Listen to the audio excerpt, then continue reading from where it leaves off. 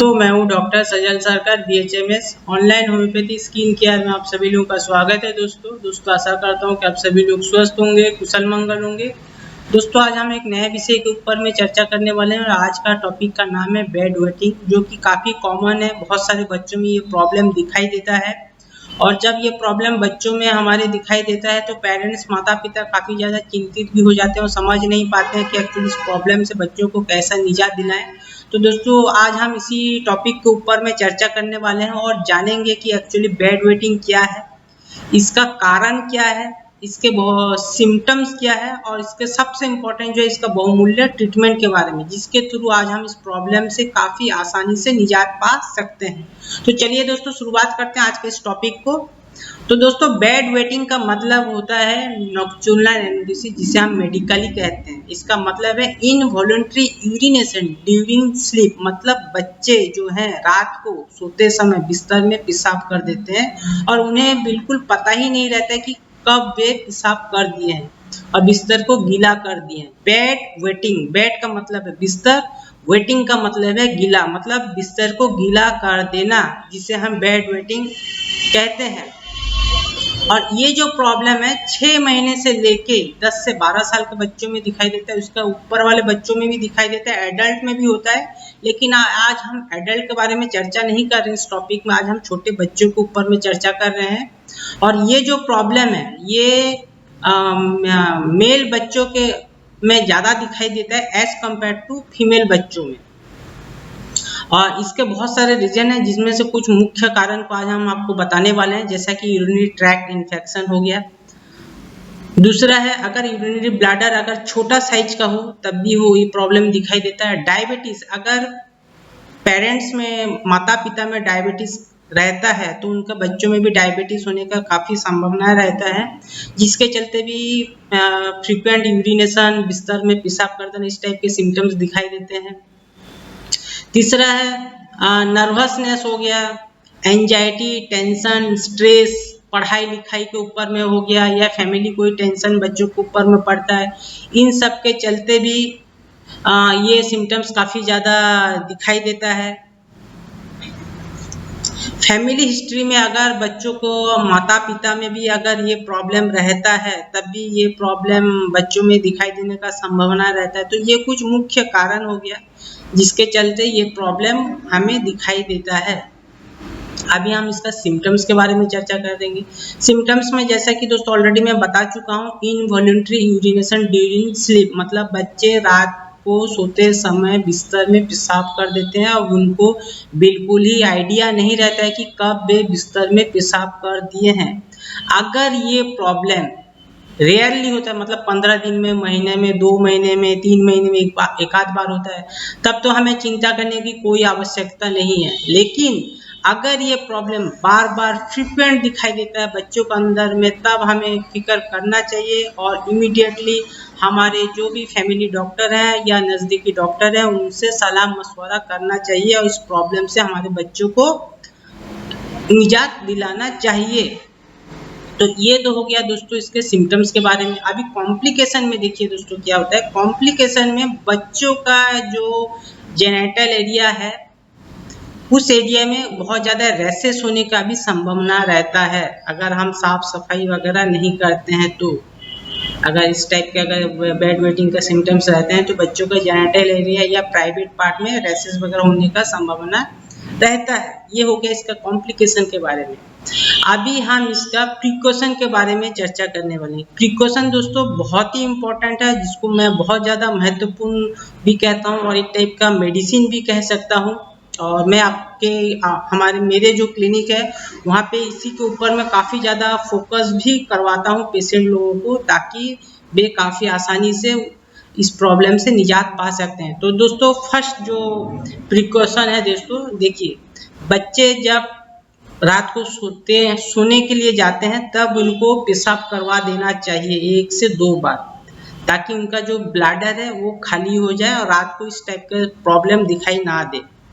दूसरा है बच्चे अगर अनएजुकेटेड रहते हैं अबाउट यूरिनेशन, मतलब बहुत सारे बच्चों को ये पता नहीं रहता है कि पेशाब कहाँ करना चाहिए। बाथरूम में करना चाहिए या कहीं पे भी करना चाहिए। तो ये पेरेंट्स का दायित्व बनता है, यह रेस्पॉन्सिबिलिटी बनता है कि वे अपने बच्चों को एजुकेट करें कि पेशाब को बच्चे बाथरूम में ही करना चाहिए, ना कि कहीं पे भी आप करो या बिस्तर में करो। ये एजुकेशन बच्चों में देना चाहिए।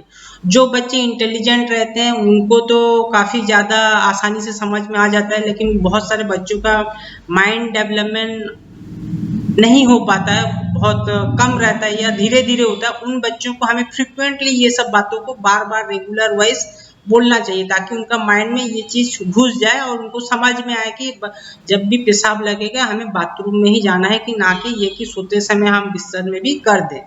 तो ये हो गया एजुकेशन के बारे में। अगर बच्चों को वो रात को पेशाब लगे चाहे ना लगे, पेरेंट्स का रिस्पॉन्सिबिलिटी बनता है कि मिडनाइट को एक बार उठ के बच्चों को यूरिनेशन करवा दें, ताकि इस टाइप का बेड वेटिंग का शिकायत उनको ना रहे। दूसरा चीज है कि बच्चों को जो है रात को सोते समय पानी या फ्लूइड चीज कम देना, ताकि उनको यूरिन बहुत ज्यादा ना लगे। तो ये कुछ कॉमन चीज है जिसे अगर हम फॉलो करते हैं तो ये प्रॉब्लम काफी आसानी से भी घर बैठे भी सॉल्व हो जाता है और कोई मेडिसिन का भी जरूरत नहीं पड़ता है। लेकिन इसके बावजूद अगर आप इस चीज को फॉलो नहीं कर पा रहे हैं या फॉलो करने के बावजूद भी अगर प्रॉब्लम दिखाई देता है तो इमीडिएटली कंसल्ट योर डॉक्टर।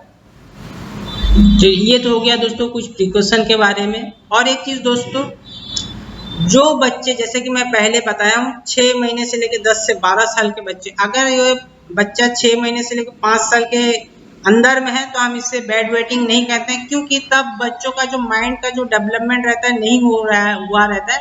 अब हम इसे कोई मेजर पॉज के हिसाब से नहीं मानते हैं। लेकिन जो बच्चे 5-6 साल से ऊपर के हैं जिनका कि माइंड डेवलपमेंट थोड़ा बहुत हो चुका रहता है, अगर उनमें ये सिम्टम्स दिखाई देता है तो इमीडिएटली कंसल्ट योर डॉक्टर। तो ये तो हो गया दोस्तों प्रिकॉशन के बारे में। अगर आप इसको फॉलो करेंगे तो आपको कोई मेडिसिन का बहुत सारे केस में दिखाई नहीं देता। मैं अपने क्लिनिक पे इसके ऊपर मैं बहुत ज़्यादा फोकस करता हूँ और पेशेंट लोगों को बहुत ज़्यादा अच्छे तरीके से बताने के लिए भी कोशिश करता हूँ, और वही चीज़ मैं आप लोगों को भी इस वीडियो के जरिए बोलने के लिए मैं कोशिश कर रहा हूँ। हो सकता है कि मेरे बोलने में कुछ कमी हो जाए, वो बात अलग है, लेकिन मेरा पूरा ही कोशिश है कि आप लोग अच्छे तरीके से इस चीज़ को समझ जाएं।